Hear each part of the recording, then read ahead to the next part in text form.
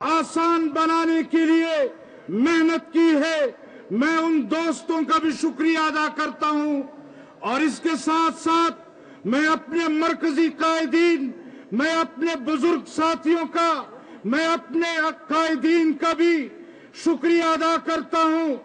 مختلف صوبوں سے آئے ہوئے ہمارے بلوچستان صوبے کے امیر صاحب حضرت مولانا محمد خان شیرانی صاحب اور ان کے ساتھ آئے ہوئے رفقا، اسی طرح پنجاب سے ہمارے پاس ڈاکٹر عتیق الرحمان صاحب جو پنجاب صوبے کے جنرل سیکرٹری ہیں، ان کا، ڈاکٹر خالد سومرو صاحب کا، اور اسی طرح سٹیج پر باقی حضرات جو بیٹھے ہیں ان کے خدمت میں مؤدبانہ گزارش کروں گا کہ یقیناً ہمارے پاس اگر وقت ہوتا تو میں تمام ساتھیوں کو آپ کے سامنے لاتا، لیکن اس وقت کی کمی ہے۔ میں تمام حضرات کی خدمت میں گزارش کروں گا کہ یہ قوم، یہ مسلمان آج قائد جمعیت کو سننے آئے ہیں، لہذا ہم صرف اور صرف اس کے بعد قائد جمعیت کو دعوت دیں گے۔ میں دعوت دیتا ہوں آپ کے دلوں کی دھڑکن قائد جمعیت، قائد ملت اسلامیہ حضرت مولانا فضل الرحمان صاحب کو کہ وہ تشریف لائیں اور اپنے مخصوص انداز میں خطاب فرمائیں۔ حضرت مولانا فضل الرحمان صاحب۔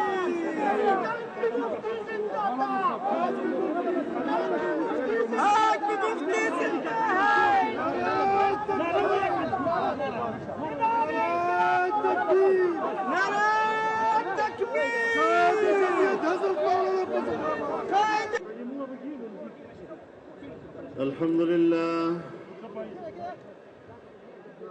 نحمده ونستعينه ونستغفره ونؤمن به ونتوكل عليه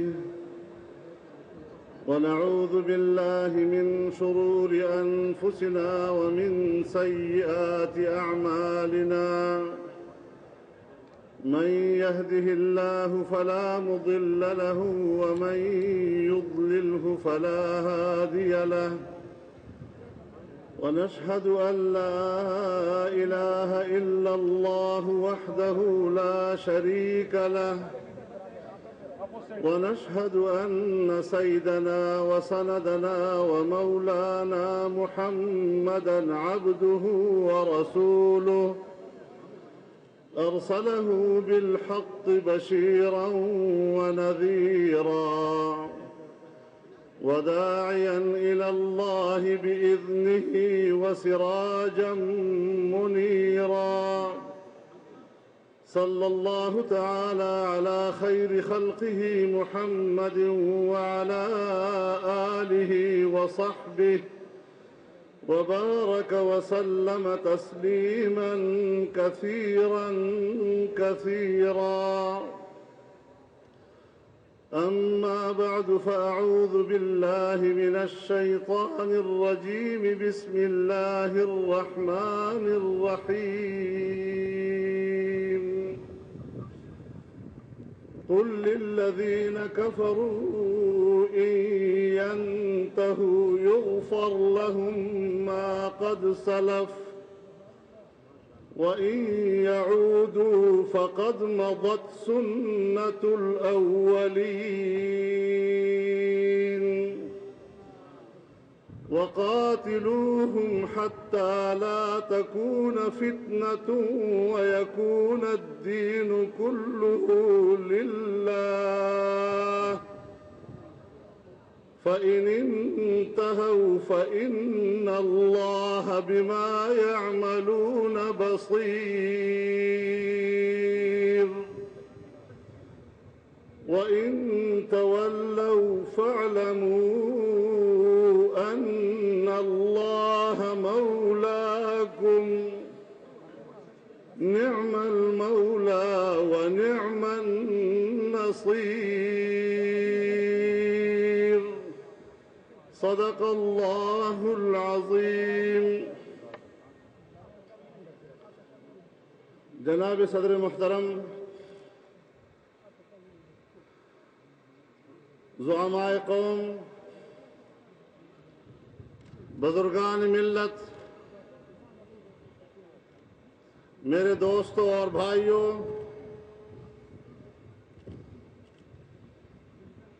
آج کا یہ فقید المثال اسلام زندہ باد کانفرنس اور اس میں آپ کی یہ عظیم الشان شرکت کراچی کے بے مثال کانفرنس کے بعد آج پشاور میں انسانوں کا یہ بحر بے کنار ملک کے طول و عرض کے پاکستانی عوام کا جمعیت علماء اسلام پر بھرپور اعتماد کا اظہار ہے۔ میرے محترم دوستو، یہ بات بھی میں بڑی وضاحت کے ساتھ کر دینا چاہتا ہوں کہ وہ پاکستان جو اسلام کے نام پر حاصل کیا گیا تھا، وہ پاکستان جو ایک فلاحی ریاست کے تصور کے ساتھ حاصل کیا گیا تھا، 64 سال گزر گئے ہیں، لیکن پاکستان پر مسلط روایتی سیاست کے علمبردار اور پاکستان کے مقتدر ادارے اس ملک کو فلاحی ریاست نہیں بنا سکے، اور جب بھی جمعیت علماء نے آگے بڑھ کر ملک کو اس کے حقیقی مقاصد کی طرف راہ پہ ڈالنے کی کوشش کی، تو ہمیشہ ہماری اسٹیبلشمنٹ نے ہمارا راستہ روکا ہے۔ آج میں ان کو دو ٹوک الفاظ میں واضح کرنا چاہتا ہوں کہ اب راستے سے ہٹ جاؤ، اب ملکی نظام تمہارے بس کا روگ نہیں ہے، اب ہمارا راستہ چھوڑ دو، اور اگر راستہ نہیں چھوڑو گے تو پھر تصادم کے ذمہ دار تم ہوگے۔ ہم قومی اداروں کو قومی اداروں کی صورت میں دیکھنا چاہتے ہیں، ہم قومی اداروں کو اس کے آئینی کردار کی صورت میں دیکھنا چاہتے ہیں، لیکن انہیں اس بات کا حق نہیں دے سکتے کہ وہ ملک کے سرکاری ادارے ہو کر اور ملک کی ریاستی وسائل کو ناجائز طور پر استعمال کرتے ہوئے کسی کو اسمبلی میں لانے کی جتن کرے، کسی کو اسمبلی سے نکالنے کی سازشیں کرے، کسی کو اقتدار میں لانے کی سازش کرے اور کسی کو اقتدار سے نکالنے کی باتیں کریں۔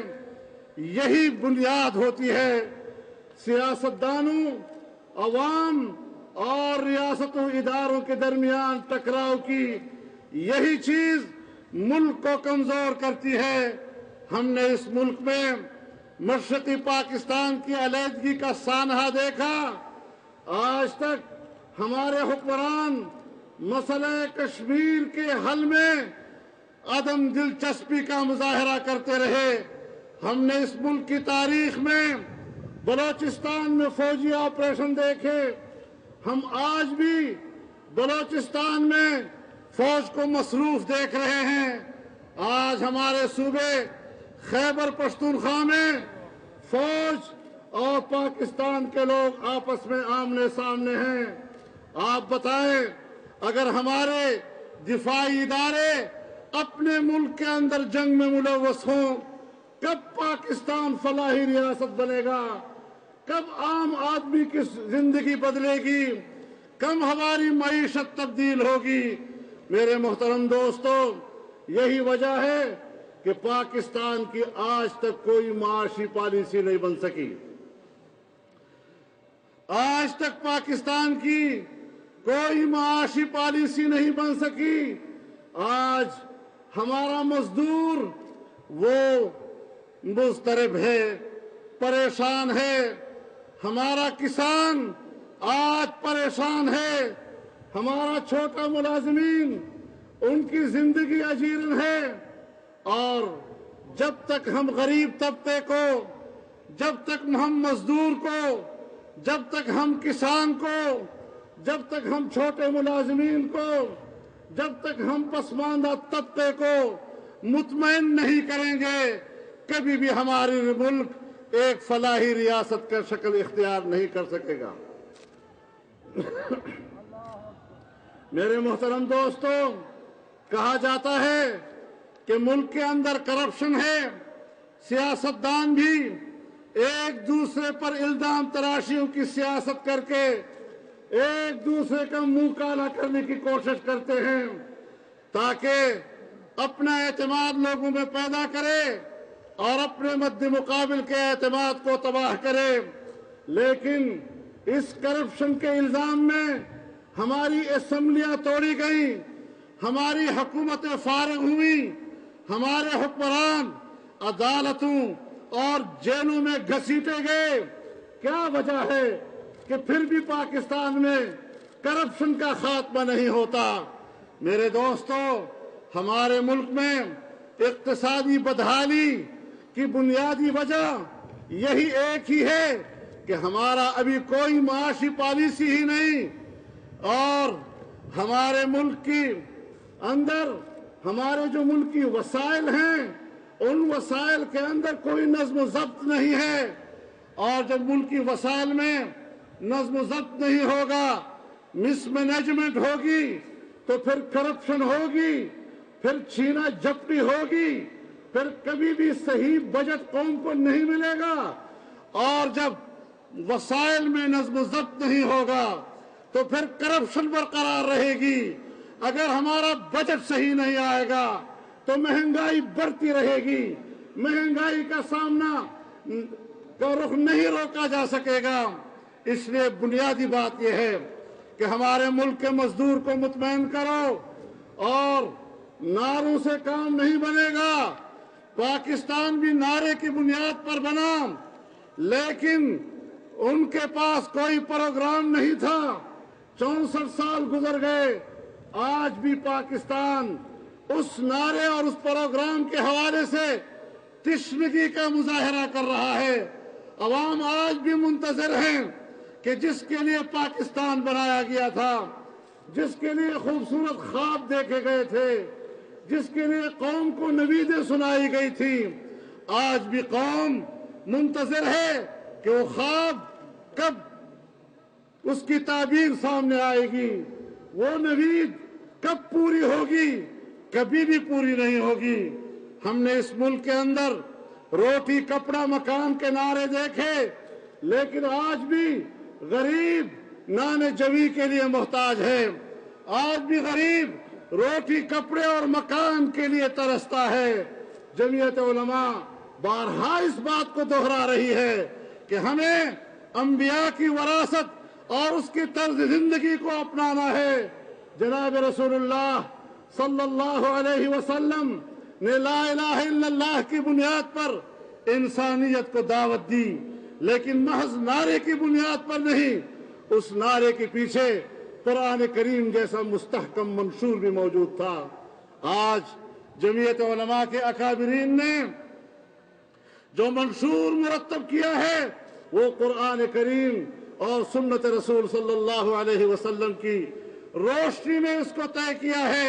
हम वाज़ेह तौर पर कहना चाहते हैं कि जब तक हमारे मुल्क के सनती निज़ाम में, सनतों के बोर्ड ऑफ गवर्नर्स में मजदूर यूनियन को मुस्तकिल नुमाइंदगी नहीं दी जाएगी, और जब तक हमारे मुल्क के सनतों के मुनाफे में मजदूर को मुस्तकिल हिस्सा नहीं दिया जाएगा, उसके मुनाफे में उसको शामिल नहीं किया जाएगा, جب تک زمیندار اور مزارع کے درمیان شریعت کے مطابق معاہدات نہیں ہوں گے، اس وقت تک نہ آپ مزدور کو مطمئن کر سکتے ہیں، نہ آپ کسان کو مطمئن کر سکتے ہیں۔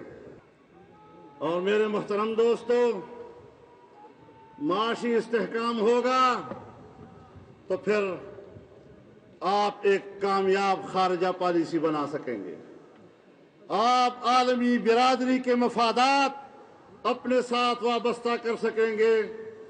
میرے محترم دوستو، اگر ہماری معیشت کا عالم یہ ہو کہ ہماری زمینی فوج کا ایک دن کے اخراجات اور پوری قوم کے تعلیم کے اخراجات سالانہ، قوم کے لیے 1 سال کے اخراجات ہماری زمینی فوج کے ایک دن کے اخراجات سے کم ہوں گے، اگر پوری قوم کے صحت کے لیے پورے سال کے اخراجات اگر وہ ہماری فضائی دفاع کے ایک دن کے خرچے سے کم ہوں گے، آپ بتائیں ہماری قوم کیسے خوشحال ہوگی؟ ہم کسی کے اخراجات میں کمی نہیں کرنا چاہتے۔ ہمارے اداروں کی، دفاعی اداروں کی اخراجات پر ہمیں اعتراض نہیں ہے، لیکن عام آدمی کا کیا گناہ ہے کہ 64 سال گزر گئے اور آج بھی وہ تعلیم سے محروم ہے، آج بھی اس کو صحت کی سہولت نہیں ہے۔